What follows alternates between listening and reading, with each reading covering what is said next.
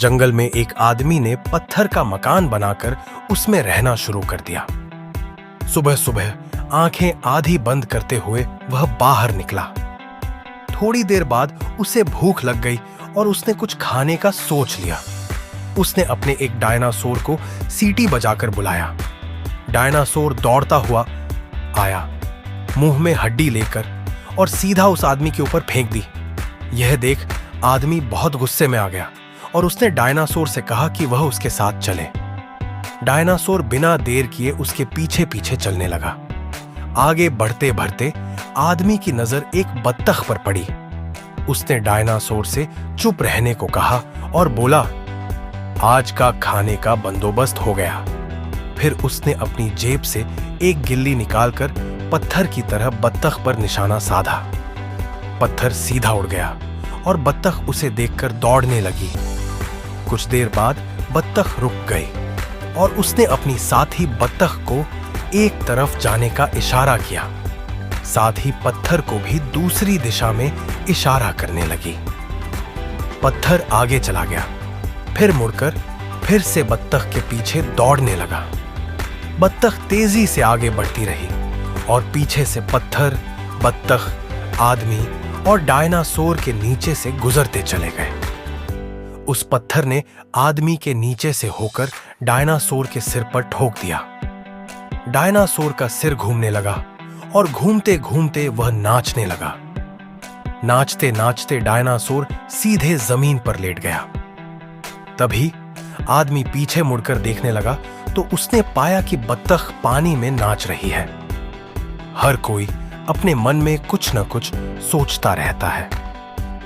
फिर बत्तख गुस्से में आकर एक गिल्ली लेकर आदमी के मुंह पर मारकर दूसरी ओर चल चली गई। गुस्से में आकर आदमी ने अपने कपड़े उतार दिए और पानी में कूद पड़ा।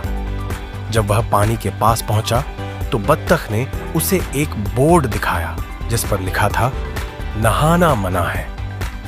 इसके बाद आदमी वहीं से वापस लौट गया और सोचने लगा कि आखिर उस बत्तख को कैसे पकड़ूं। इसी बीच डायनासोर भी वहां पहुंच गया। आदमी ने उससे कहा, जाओ उसे पकड़ो। डायनासोर पानी में मुंह डालकर कुछ खोजने लगा। जब उसने कुछ निकालने की कोशिश की तो उसकी गर्दन घूम गई। गुस्से में आदमी ने उसे चिल्लाकर बुलाया, मेरे पीछे आओ। और दोनों फिर से बत्तख को ढूंढने लगे।